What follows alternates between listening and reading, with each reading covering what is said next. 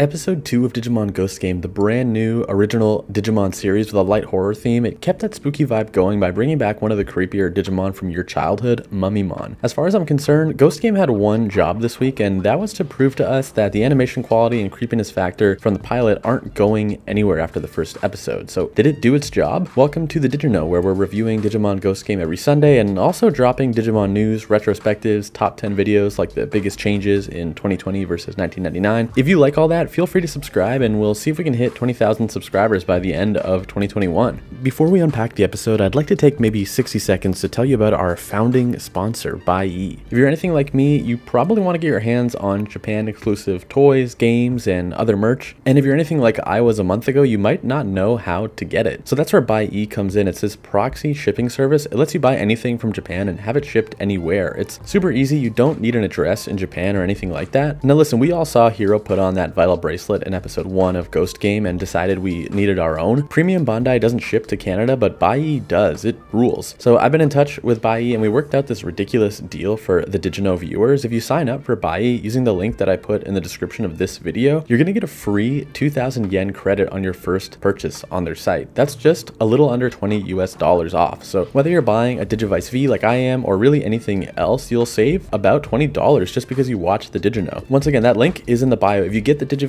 or DIM cards or really anything else, take a pic of what you get and tweet it at me on @thedigino. Thanks again, BuyE. Now let's get reviewing. So Gammamon's first evolution of the series, BetelGammamon, is here. I really love that they didn't give this away in last week's preview or on social media. Sure, it could be easily predicted, but we simply didn't know what this new series had planned for evolution. But I'm getting ahead of myself. Let's rewind and start at the top of the episode. It's the very next day after the Gamamon versus Clockmon battle. On that same night, elsewhere in town, a man has missed his train and is abducted by Mummymon. We soon learn that this isn't his first victim, and Mummymon has been collecting and wrapping dozens of humans who he perceived as exhausted or ill. In the morning, Hiro confirms last night wasn't a dream and then asks Gamamon what he can tell him about his dad's location, about Digimon in general, and the digital world. And of course, Gamamon doesn't give us anything juicy here. That's just that he's hungry. We get the amazing realization that people in the human world who aren't partnered with Digimon can still see some Digimon, or at least they can see Gamamon, who is sort of in this non-translucent 100% opacity form. There's a brilliant setup here where some classmates and later a store clerk ask Hiro what that cute thing in his backpack is, and he claims Gamamon is an AI hologram. It's perfect. I love this. The folks he talks to about Gamamon just say, wow, they're made so well these days, referring to AI tech. I love that moving forward we won't have to be hiding Gamamon per se. That can be fun in Digimon stories, but we've had it in Tamers and in other series like Adventure, so I like this new uncharted territory where simultaneously humans don't know what Digimon are, but they also don't care that Hiro is carrying this little dinosaur in his backpack. We get the best 2 minutes ever, which is the scene of Gamamon taste testing a bunch of food. It's so cute, especially when Gamamon screams when pulled away from the grocery store. They're sitting in the park testing if Gamamon can drink, if he likes chocolate, etc. And I'm reminded how pretty the show is. I'm so impressed with the art style they're committing to. When it wants to look bright and fun, the art style suits it, and when it wants to look dark and scary, the art style makes it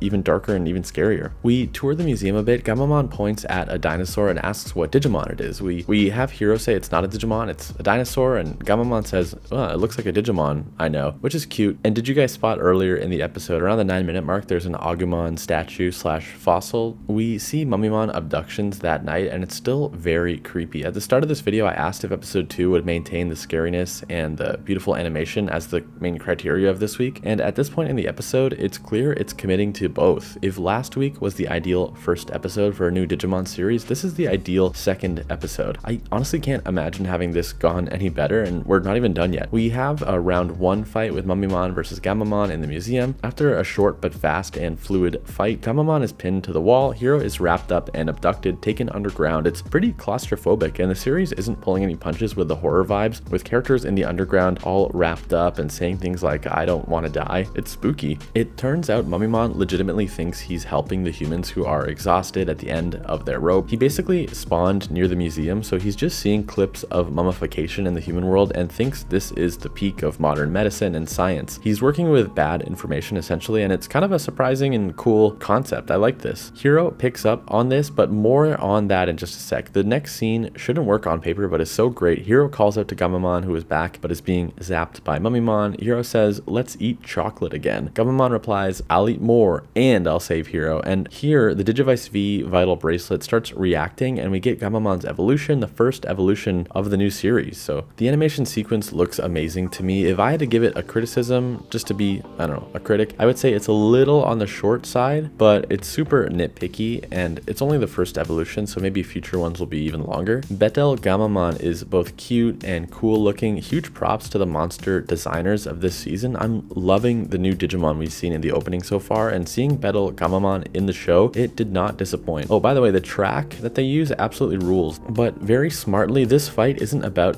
whoever can punch hardest wins. BetelGammamon really just stuns Mummymon, frees Hiro, and then it's up to Hiro to end the conflict by appealing to Mummimon's sensibilities as a doctor or as a Digimon interested in medicine and science. He tells Mummymon that mummification is a science/practice that is thousands of years old and not really recognized today as a legitimate practice. He even tells Mummymon that there are some hospitals around that he should go learn from if he's interested. Mummymon frees the humans he kidnapped and seems to calm down a lot. This is now two villains, Clockmon and Mummymon, that are still out in the world after their episodes. I was surprised by this and I liked it a lot. One is still seemingly evil, you know, Clockmon, while Mummymon has kind of turned a new leaf, it seems. It'll be interesting to know if we come back to him ever, or if he just lives on his life in the world and we don't really revisit the character. At the very end of the episode, Hiro and Gammamon are heading home, stopping for food when they see that girl Rudy being followed by a transparent Angoramon. It appears that these two are already partnered, rather than us seeing them meet for the first time, possibly in the next episode. This definitely caught me by surprise a bit, and it's kind of cool, though note that Angoramon was kind of in that transparent state, so I don't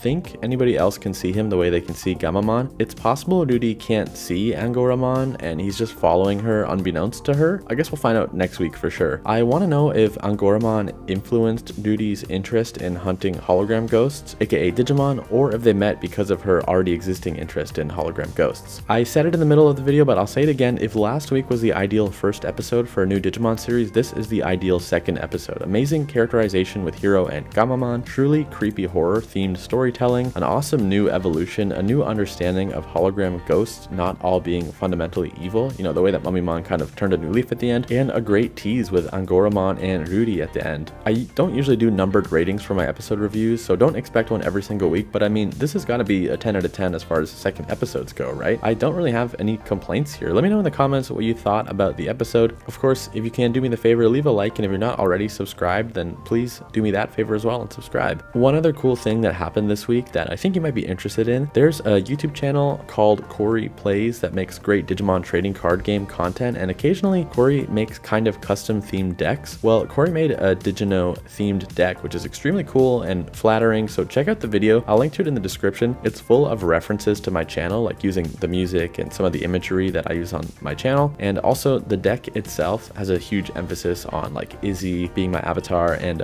02 because that's kind of my favorite Digimon season. And yeah, you might even learn a thing or two about viable strategies and deck ideas for playing the card game if you're a player. All right, thanks everyone for watching. Have a great week, and I'll see you in the next video.